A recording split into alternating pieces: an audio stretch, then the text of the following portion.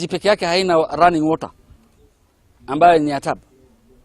Saizi ukiangalia mahoteli, lodgings, watu wote wanahangaika kwa sababu hakuna kitu wanatengeneza. Aikari na ahuri biashara mwena ucio maugite makoretwo makihuthira mbeca nyingi kugura maai, kuona maai itangire marenderio ciringi 10,000 na magura kuma tauni-ini cia nja makagura ciringi 20,000.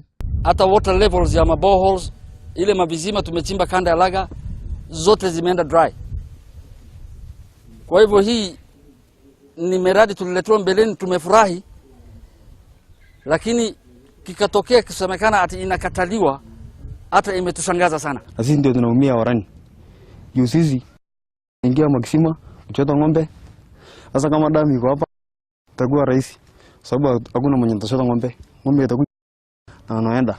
Na pia hata watu watakunywa maji.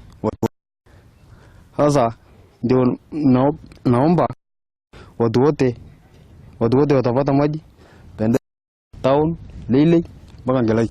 Nimongereire kuga mahiũ na ciana ciao nĩ cihutĩtio mũno nĩ thĩna ũyũ, kuona aingĩ ao nĩ arĩmi a mahiũ na rĩu marathiĩ ng'endo ndaya gwetha maĩ ma mahiũ mao, na cio ciana ikoretwo ikĩingatwo mathukuru kuumana na wagi wa ũtheru. Babasali tu kama sisi wananchi ya town, kwa sababu tunaumia basi usiri. Kwa sababu saa zingine unakosa hata maji, pesa ya kununua nayo maji, unakosa hata kununua nayo sabuni ya watoto. Haya, chakula imekuwa bei kali, kila kitu ni bei kali kwa town.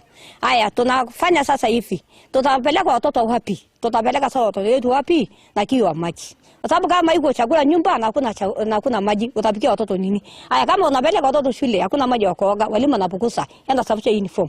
Hakuna maji. Ngĩribotera Kameme TV, rĩtwa rĩakwa nĩ Gathoni wa Nyambura.